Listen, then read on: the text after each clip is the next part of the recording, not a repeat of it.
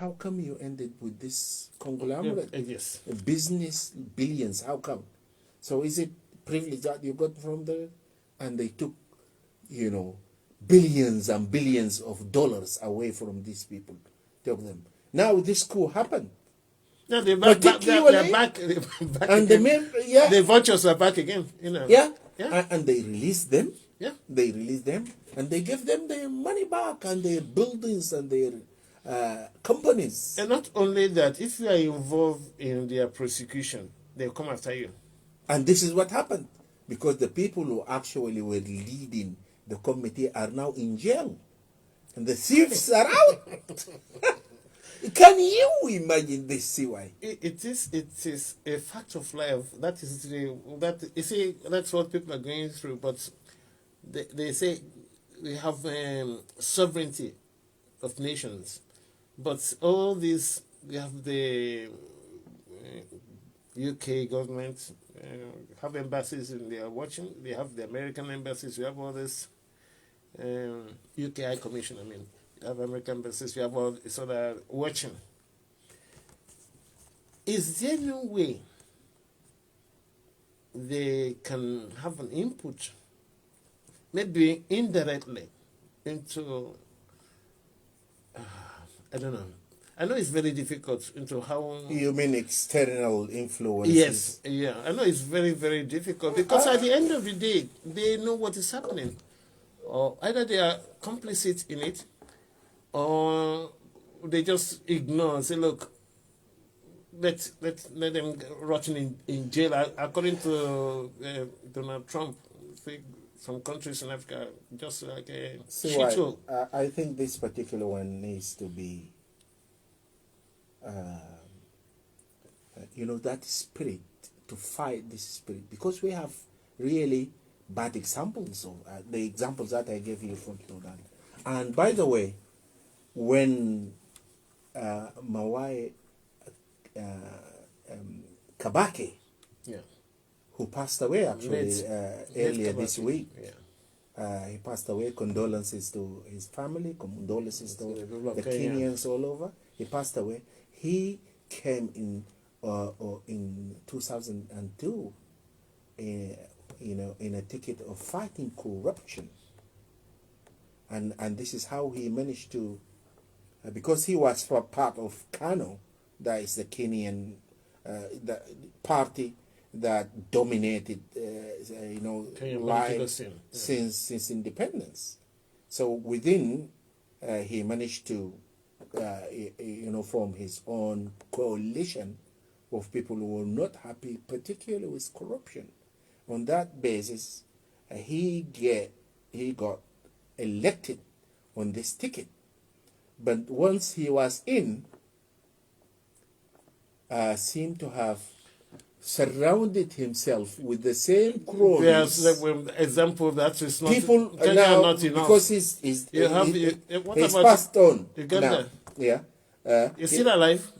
Uganda, Museveni, yeah, is still alive. He came into wipe corruption and everything. Now he's from a dynasty in Uganda, and someone giving his family members, the juicy posts and everything. Angola too. It happened before he was chased away by his defense minister. And this what go to Cameroon. It's littered all over the place. For beer, it's been there for who knows how many years. They have to take the African Cup of Nations upstairs for him to bless it and then bring it down, because he cannot walk down. He's been there that long. It's a joke. It's a joke. If these foreign countries want to help Africa, throwing money at Africa won't work. Africa have structural defects. First of all, you've got to mend that defect first. When you say you're practicing democracy and everything, just take Nigeria again. I will use that as an example. Where more or less whatever the president says, and the example you gave before, that he gave the instruction to army chiefs, Air Force chiefs and everything, go and do your job. What job were they doing before? I mean, it doesn't. So what job were they doing? Were they waiting for the when these people were sworn in? They used the constitution. They didn't swear in using the president's name. They swore. That's why I can't understand. Say, why should anybody wait? Because sometimes they have this lingo. The president body language. The president listen. The president. That is nonsense. That is nonsense. Anyway, and this is one of the defects of democracy also. I don't know whether the other way is going to. When you have all the powers rested on the office of the president, yeah, this is one issue. When you do not have checks and balances, when you do not have effective opposition that will come into the parliament or the National Assembly and shout, look, you are a failure, you're not doing this, you're not doing this, one or two. You see, when you have that system, to look at promises that people, or the tickets, people like Muhammadu Buhari, people like Odenga, they came on promising Mokafuli, God bless him. He came on that ticket, but at least he did something about it. Makavuli, God bless him now, he passed away, about nearly. Only a few countries you can say, okay, they are running their country very well. I could see it in Botswana. You could see it maybe one or two other countries in the southern region or East African region. Apart from that, the rest just rubbish. They will fight to get power, and once they get there, they don't know how to use the power. And it's like wondering. And within this enclave, you still have enlightened people whose job is just to complain every day. Complain, complain, complain. You have the weakness of democracy in Nigeria especially stems from the local government. Once you get your houses of assembly members being bought over by the governor, that is the weakest link within the democratic chain. Because once the governor of a state buys the House of Assembly, then he knows that the likelihood of impeachment is very high. It's very low, I mean. And it will control all the monies coming in.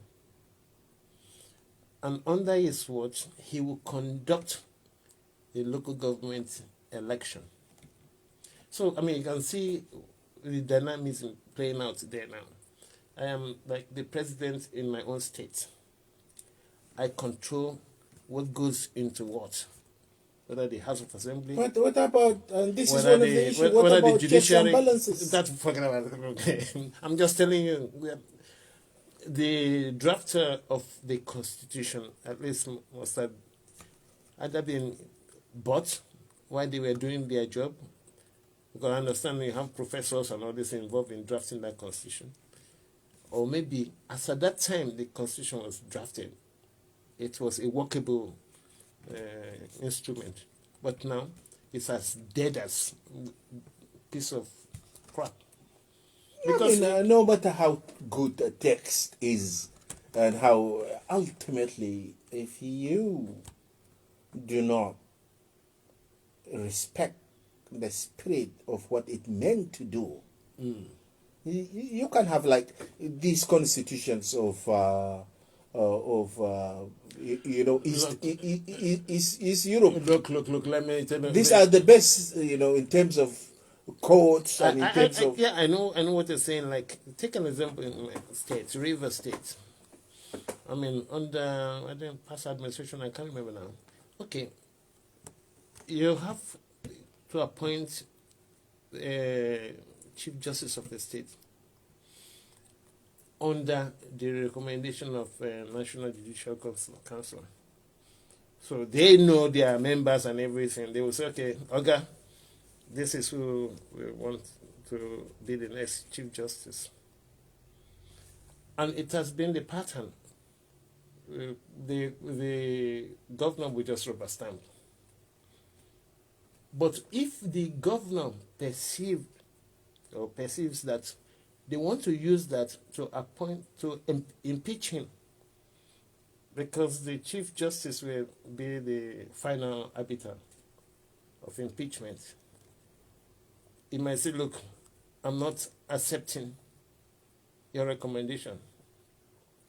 And they will tell you what the Constitution says. In that case, he would have abused the spirit of the law. Because what normally happens is, okay, that is the pattern in the past. Nobody has ever said, no, the Constitution did not spell out that I should accept the recommendation of National Judicial Council. So that is how, if we are playing a game, you've got to understand the rules of the game. You can't do that anywhere else. But because of his action, there was no Chief Justice of the state for almost a year, until the end of his term. Yes, it is. I think either we need no matter, if people are happy to abuse the system, and no matter you do in terms of laws and bylaws and whatever you engineer to do that, once they want to abuse the spirit of the law itself, they can always do that.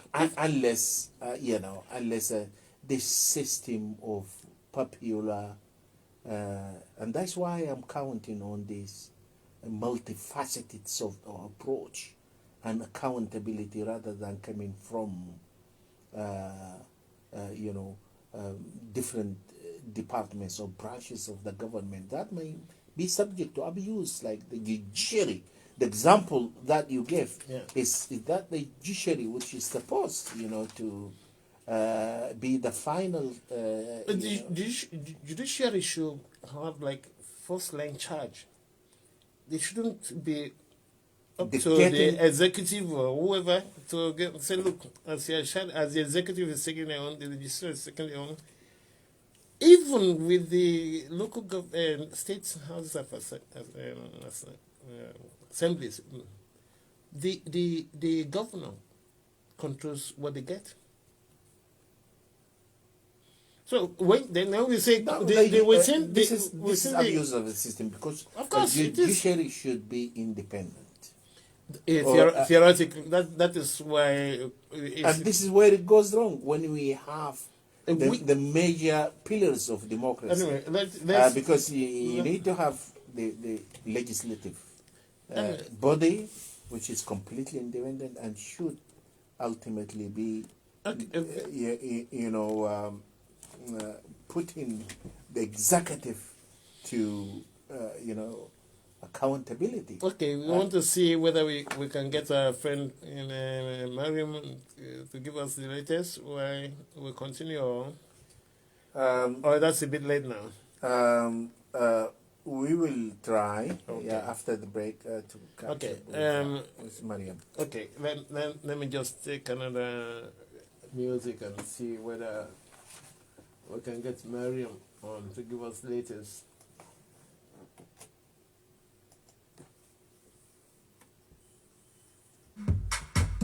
Is she on there?